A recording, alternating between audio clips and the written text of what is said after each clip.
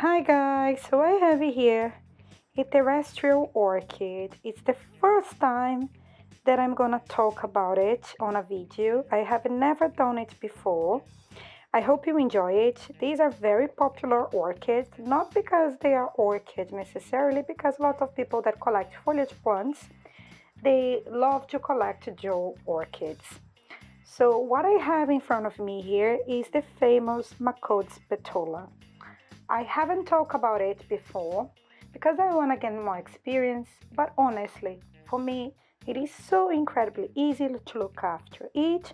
So I will talk to you a little bit about its care. So let's start with where it's from. This cute terrestrial plant is native to Borneo, Java, Malaya, Nancy, Shoto, Philippines, Sumatra, and Thailand. I hope I have pronounced most of these names. So is, if I'm not mistaken, Southern Asia. So Macodes is the genus of this plant. And there are other species of Macodes. This one is the Petola.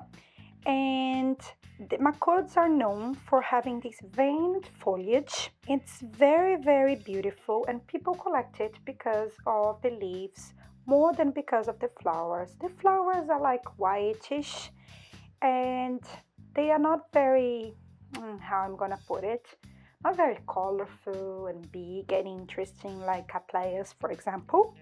So we have a completely different type of orchid here.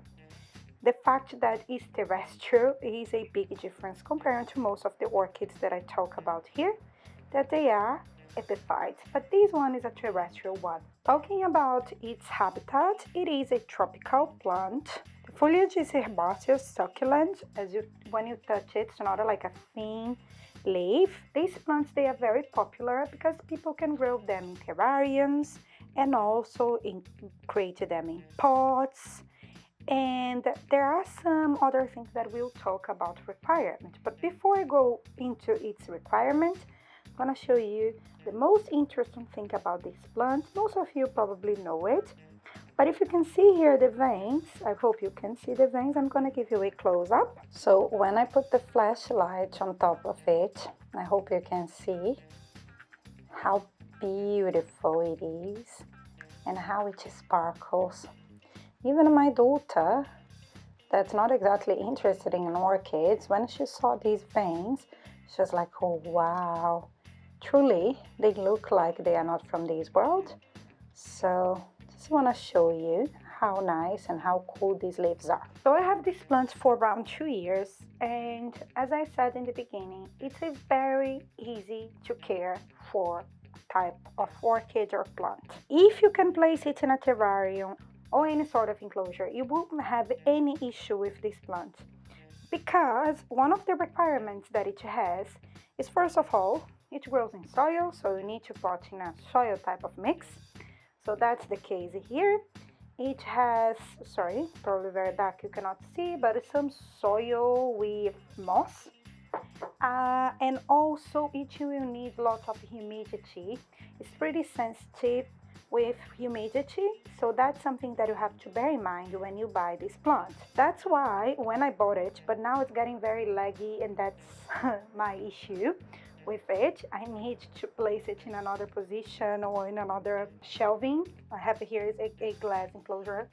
So when I bought, it came like that, like a terrarium, and I've been keeping it here for a while now. The issue with it, as I said, it's in a very dark spot, but even on this dark position, these plants, because usually they are on the canopy of the forest, they will keep growing. They need some indirect sunlight to grow, but they are not fussy about light, but they are fussy about humidity. So you need to provide these plants with a lot of humidity. If you have something like I do here, don't need to do anything. You keep them there. You just maybe spray a little bit of water from time to time. They will be protected from pests, from thrips, from everything that I had this plant haven't been through, because it was completely isolated. And kept growing, didn't give me any headache. It's like basically the easiest orchid that I have at the moment. It's only a little bit laggy, as I said, because I think it's too dark. I need to replace that, and I need to repot this plant. And when I decided to do it, I will look for some mix that will be airy, but also will keep humidity around the root system, because this one is not an epiphyte. If you have it potted, you have to pay attention to the humidity. Be careful with bright sunlight, but if you can provide humidity, it should be very easy. As you can see here, I have lots of roots growing on the rhizome of this plant, which is great. And another advantage of this little orchid here is that it's very easy to propagate as well. You can propagate it with cuttings like you do with your house plants. So you can look for nodes. Nodes will be this section here of the plant. You look for these nodes and you can cut just below the nodes. You can place it in water and wait for it to have some roots. Like in this case that I have roots already, I can just pot it inside maybe some moss and wait for it to grow. You can do some layering as well with some moss and wait for the roots to grow and then cut the nodes and pot it separately. So it's very different from our other orchids that are quite difficult to propagate in general. With these terrestrial orchids, they work similarly to other houseplants as well. So it's much easier in this sense. Another thing is temperature. It should be towards the intermediate temperature range. I've never had issue at my home because it usually is around intermediate temperature. But as I said, if it's an extremely hot and dry place, for instance, you should be careful with humidity. If it's even cool but extremely dry as well, again, be careful with humidity. Check how can you improve the environment of your plant. And that is everything that I want to talk to you about the Macodes Petola, because honestly, it wasn't difficult to grow this plant. For me, it has been extremely easy. It should be looking better. It's my fault, but I will repot it soon. Now I will give it a larger space and hopefully it will grow better. But it didn't give me any headache since I have it here. I just noticed that it was a little bit dark, sorry guys, but it never gave me headache. It has been potted here for a long time and it's been a joy to grow. I love the leaves of these orchids so much. I'm gonna be honest, I'm not really into all the terrestrial orchids, the jewel orchids, but this one, I love it. And as I said before, and I will repeat again, very easy orchid to look after and to grow. The last thing that I want to tell about this little plant, it's a cultural myth and I found it really nice. I looked into a website, I will try to find it again and link it down below. It's about what they think in the Java Islands of Indonesia.